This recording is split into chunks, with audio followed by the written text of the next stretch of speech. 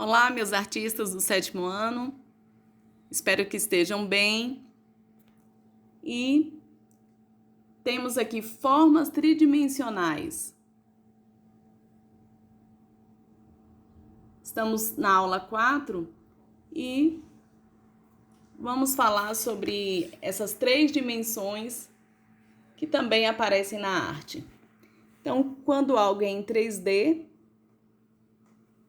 é porque tem altura, largura e profundidade, tá? Mesmo que tenha essas várias formas aí, que seja um quadrado, um retângulo, né?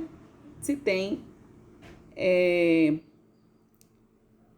essas 3 dimensões, a gente consegue pegar, né? A gente consegue apalpar, então é algo em 3D.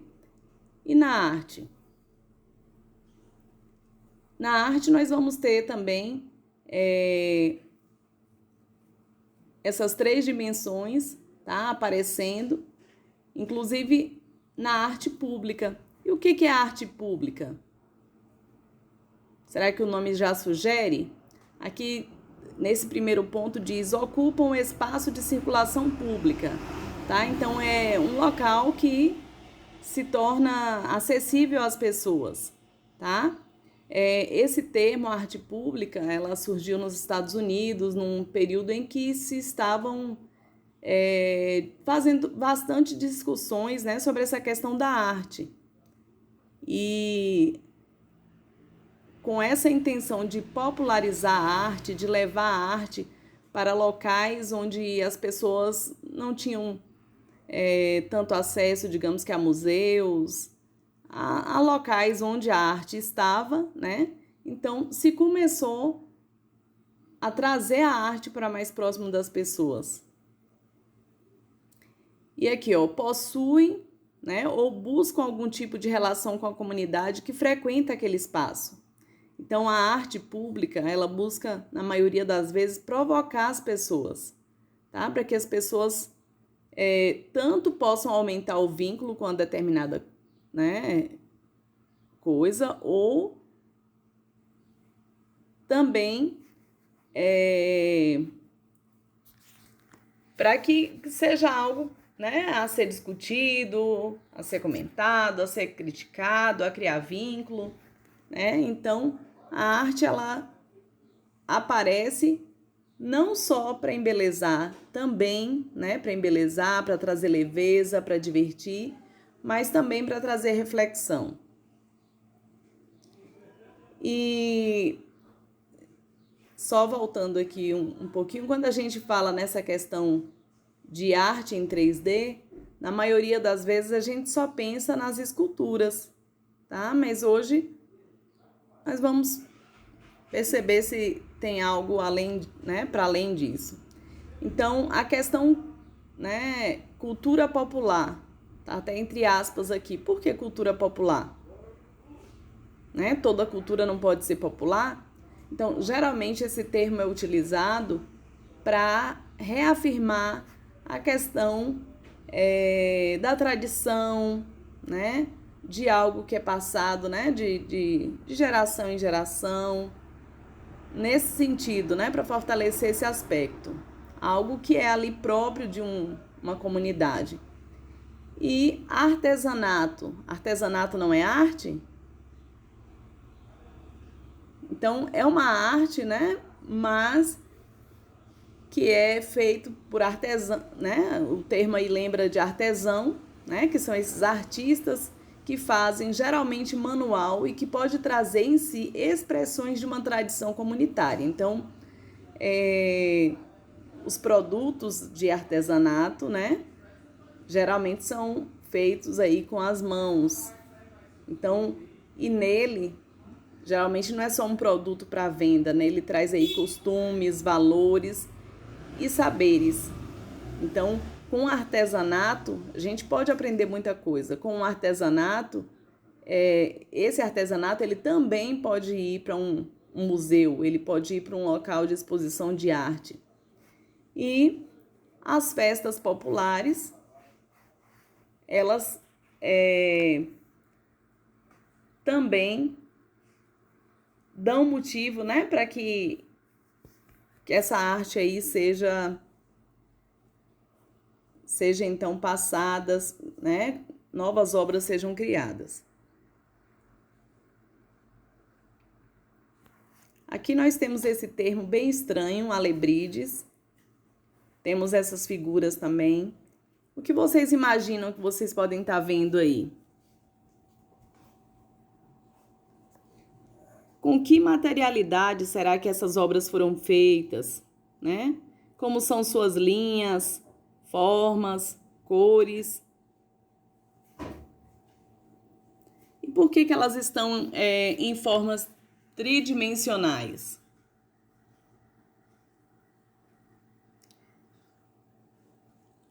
Os alebrijes, eles tiveram esse nome, né, a partir desse artesão aqui, o Pedro Linares, tá? Pedro Linares nasceu em 1906, né, faleceu em 1992. E ele é um artista artesão, era um artista artesão mexicano. E ele utilizava, né, o papel machê para fazer sua obra. E por que ele deu esse nome? É uma história bem curiosa.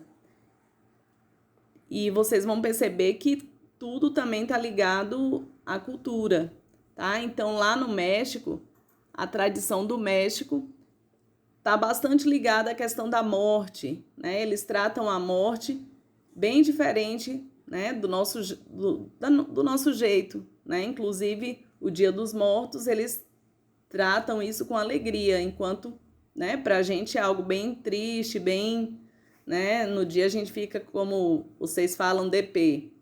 E esse artista, ele estava muito doente e bastante febril, e ele começou a ter alucinações, e nessa alucinação ele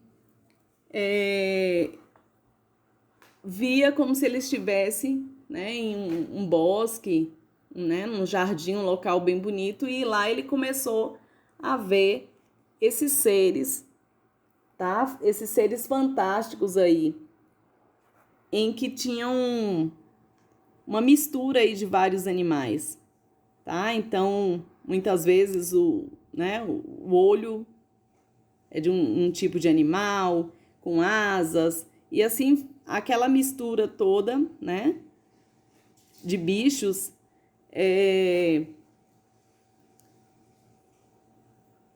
que para ele era algo bom, onde conseguiria espantar, né, os fantasmas, digamos assim, todas as outras coisas que ele tinha medo. E quando ele já estava, né, melhorando, voltando à consciência, ele ouviu os bichos gritarem, né, alebride, alebride, e por isso acabou ficando esse nome. Aí nós temos ele, né, fazendo essa arte, né, feita aí com papel cartão, né, e cola, né, e claro que depois, né, vem toda a questão da pintura, que vai dar todo um toque especial. Esses alebrides, eles viraram também artesanato lá no México. Nós vemos aqui, né, tem um turista, né, aí mostrando. E um detalhe é que esses alebrides, né, quando a pessoa compra, além de estar colaborando, né, na questão aí do dinheiro, na questão financeira lá para esses artesãos, a pessoa está adquirindo também uma obra única. Eles nunca fazem um semelhante ao outro, a criação é sempre inédita.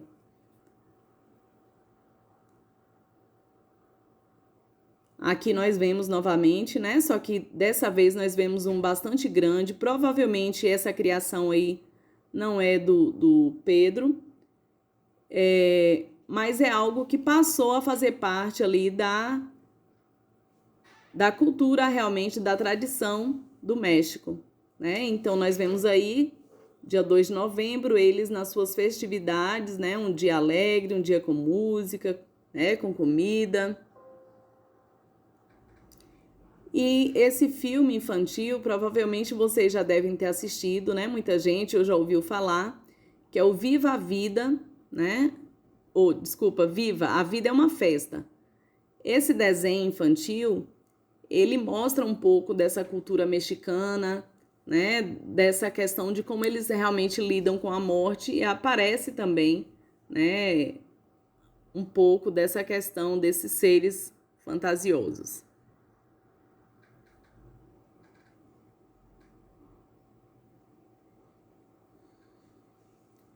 E aqui nós vamos pensar um pouquinho. Você compreendeu bem a diferença entre artes bidimensionais e artes tridimensionais? Tá? Eu acabei descrevendo, né, o termo 3D, mas só para a gente lembrar que o bidimensional, né, são apenas, né, se o 3D são 3 dimensões, o 2D, né, são 2 dimensões. Então, apenas a altura e a largura. Uma fotografia, por exemplo, ela vai ser bidimensional ou tridimensional? Apenas bidimensional, né? Então, aqui a pergunta é a seguinte: você compreendeu bem a diferença entre artes bidimensionais e artes tridimensionais? Então, encontre um objeto tridimensional na sua casa e represente de maneira bidimensional. Pode ser aí bem simplificado, bem simples.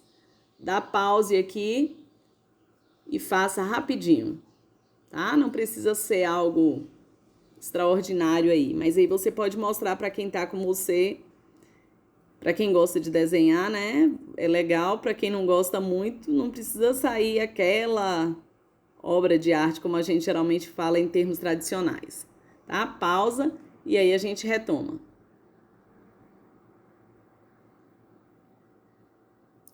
Voltando aqui, monumentos.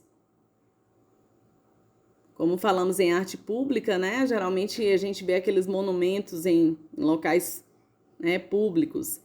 E aí temos aqui a relação, né? Artista, comunidade, poder público, porque para você colocar algo, né, em um local público, você precisa, né, fazer esse vínculo com a comunidade, como eu falei, você precisa de autorização, né, do governo. E aqui vem também patrimônio público. Geralmente, né, a arte, a gente quer mostrar para alguém, a gente quer tornar ela pública, geralmente, e ele se torna, na verdade, um patrimônio de todos. Só que, geralmente, né, o tradicional dos monumentos, ele traz memória, né, sobre personagem ou evento, tá?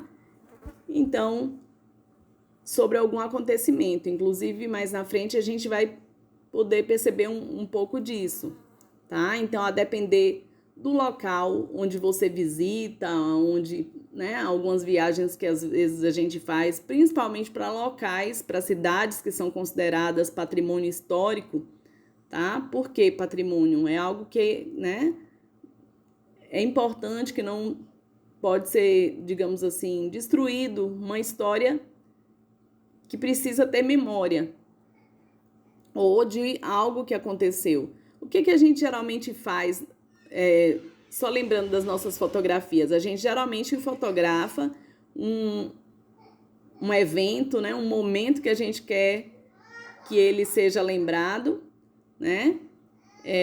Muitas vezes, quando a gente viaja, a gente traz o artesanato, né, para lembrar de uma viagem. Então, os monumentos, eles também, né, costumam fazer isso.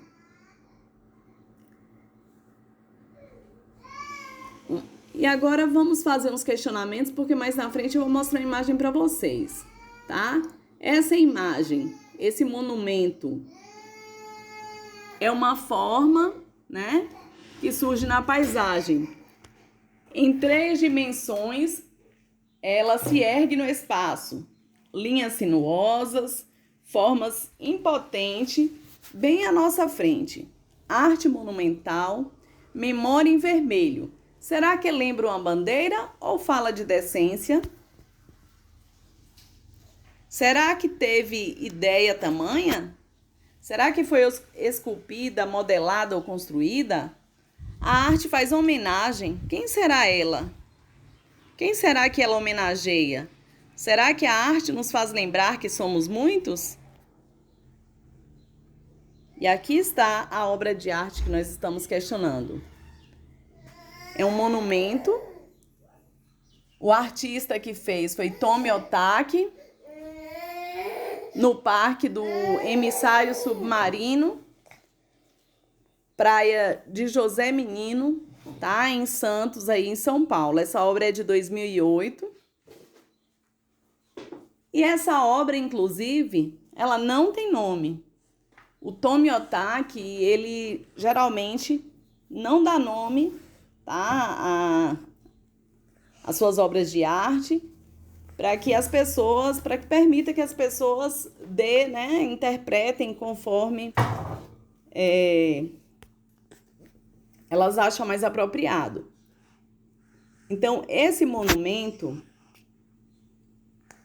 é uma escultura de aço, pintada com tinta automotiva, de 15 metros, tá? De altura por 20 metros de comprimento, tá? Por 2 de largura. O peso, 60 toneladas. Então, vocês podem ver, né, que nós temos aqui uma obra em 3D, tá? Que é um monumento. E será por que o Tomi fez essa obra de arte? Esse monumento que foi colocado em um local público, tá? Fica lá à beira do mar. Alguém tem... Aqui tá mostrando uma outra vista, né, desse monumento.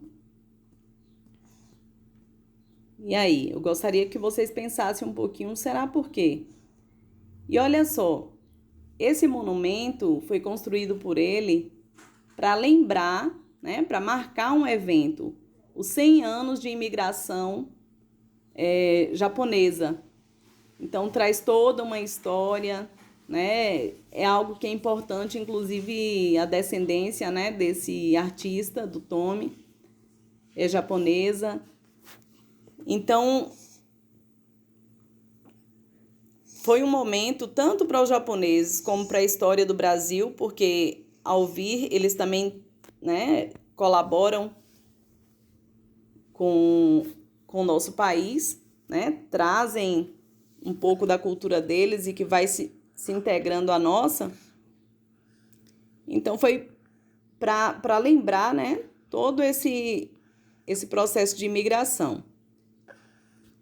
E aqui nós temos uma turista que, ao visitar essa obra de arte, ela ficou encantada, porque ela disse que já havia visto comentários, fotos no Instagram, né, do monumento, só que ela não sabia que esse monumento, quando você se aproximava aqui, né, como ela está, ele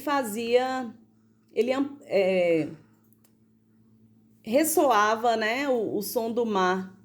Ele ampliava aí, né, todo esse barulho, todo esse som. Então, era uma sensação bem diferente, né, porque você não só vê uma obra de arte, mas essa obra de arte, ela também traz um som, né, gostoso e diferente do que você está acostumado. E ela comenta, né, será que o artista, né, já pensou nisso tudo, né? Então, Tomi Otaki, né, 1913, faleceu em 2015, é uma artista japonesa naturalizada, né, no Brasil.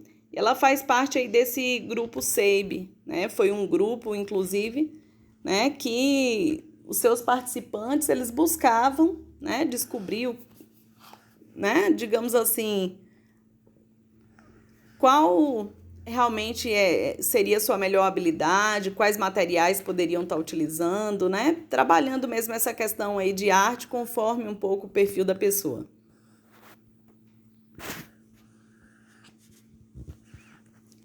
E que relações os tridimensionais podem estabelecer com o público? Nós temos aqui, inclusive, né, um teatro e eu gostaria também de pedir para que vocês observem, tá? E o que essas pessoas estão espiando? Você também aí, será que está curioso? O que será que tem lá? Um teatro que é grande, um teatro que é pequeno, tá? Tem teatro que se chama Lambe Lambe. É o que nós estamos vendo aí. Inclusive, ó, Teatro Lambe Lambe da companhia Mala Caixeta de Teatro Surpresa, né? No Parque do Carmo, em São Paulo. E a ligação aí com o tridimensional, porque vocês viram que foi feito aí numa caixa, né? Caixa, ela tem as 3 dimensões. Então, né, que relações os tridimensionais, né, podem estabelecer com o público? Além da caixa, eles têm também ali alguns, né, digamos assim, bonecos que vão participar ali do teatro, né, que foram modelados, né, e as pessoas ali também acabam fazendo parte, né, desse teatro. E aqui, né, nós temos mais um pouco da questão do teatro Lambe Lambe, né, mostrando aí o uso de objetos tridimensionais, né, para interagir com o público itinerante. Inclusive, em relação a essa questão do tridimensional, tem alguns artistas que eles se apropriam, né, como foi o caso da caixa aqui, desses objetos que já são tridimensionais, né, e acabam, tipo, é como se expandissem, né, essa obra aí, já utilizando algo que é tridimensional. Alguns artistas, por exemplo, encapam, né, galhos de árvores. As pessoas passam, tem um ambiente mais leve, mais bonito. Então, né, muitas vezes a gente vai ver algo que é tridimensional sendo apropriado aí, tendo um toque do artista. Próxima aula, nós vamos continuar, né? Nós vamos ver mais alguns detalhes, né? Vamos ver a questão de escultura, de outros, né? Que a gente está acostumado, a gente tem mais costumes, né? De ver. A gente sabe que a arte, ela vem sendo modificada, né? E então tem, né, muitos pontos aí para ser explorados. E eu vou finalizar com essa frase que diz: a arte de interrogar não é tão fácil como se pensa. É mais uma arte de mestres do que de discípulos. É preciso ter aprendido muitas coisas para saber perguntar o que não se sabe. Essa frase é de Jean-Jacques Rousseau. E a arte pública é justamente para isso, é para a gente mais fazer perguntas, né? Quando vocês encontrarem um monumento, quando encontrarem aí uma arte tridimensional, façam perguntas. Com certeza, vocês aprenderão muito mais, tá? E a arte nos traz muito aprendizado. Um beijo, fiquem com Deus, façam a atividade que vai ser postada, assistam os links, tá? E façam perguntas quando não entender também, tá? Podem fazer os comentários, mandar mensagem. Um beijo, até mais.